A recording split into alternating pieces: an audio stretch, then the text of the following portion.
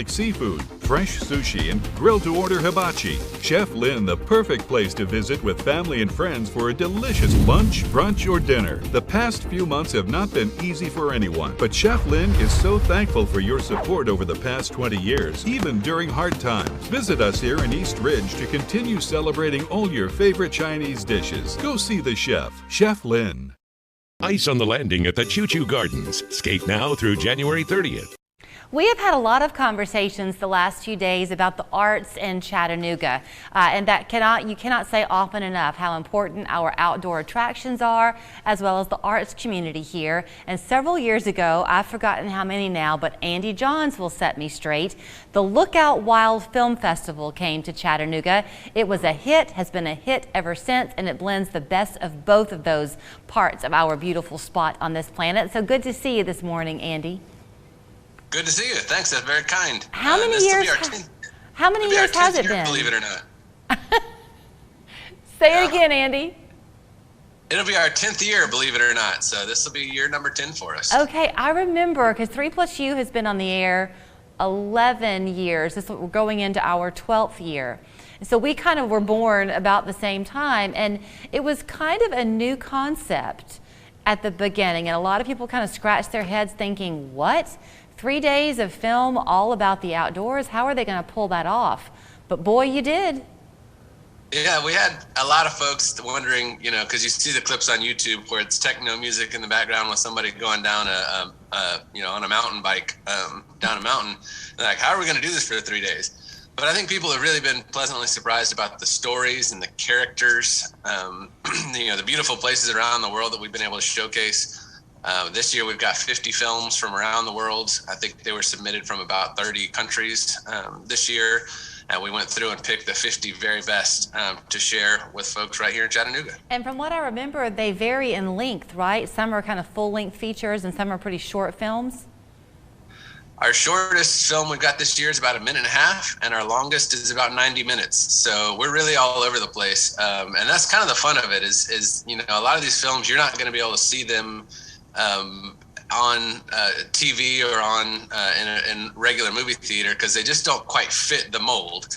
But when you do a festival like this, you can string them all together and make it all work. And the variety is all over the place, and people really seem to enjoy that. I had a conversation with Tom Benson earlier. The aquarium is about to debut a new IMAX film on Northern Australia. And we were talking about the power of film and how it transports today's kids to places all across the world, and it makes them feel connected in a way that we once didn't have. That's what you're seeing here on a micro level. That's right. I mean, if you come to one of the blocks of films that we're going to be showing within about a 3-hour block, you're going to see a film about surfing in Sri Lanka. You're going to see a film about rock climbing right here in the Tennessee Valley. You're going to see films about looking for orchids in the swamps in Florida, and then you might see one about ice caves in Switzerland. I mean, it's all over the place. It's it's really an experience to see it all from, like you said, all over the world. You have the unique opportunity to get to know, I'm sure, and have conversations with a lot of these filmmakers. MTSU, I know, has prided itself recently in really developing a great film program up there on its campus. Can you really define who the typical filmmaker is, or are there a variety of people learning the love of the craft? Well, and that's what's been exciting to see over the 10 years that we've been doing this. The drone technology has improved. Of course, all the GoPros and all that has come out. The barrier to get in is really a whole lot lower than it used to be. And that's been really helpful to get, we've worked hard the last probably 5 years or so to make sure that the films that we're showing, not only are the actors or the talent on screen, is that more diverse, but the filmmakers too.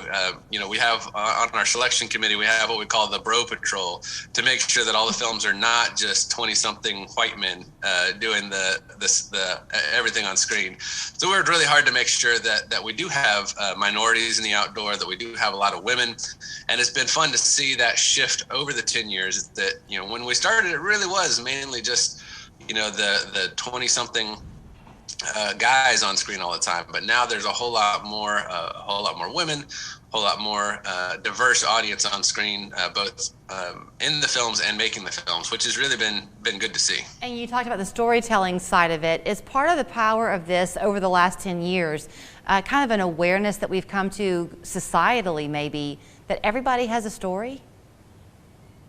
You're right, and the stories are not always where you expect them to be. One of the films we've got this year has been kind of fun. We've been doing this long enough where a few years ago we had Dale Sanders, who was the oldest man to ever paddle the Mississippi, and then we had his film back when he was the oldest man to ever hike the Appalachian Trail.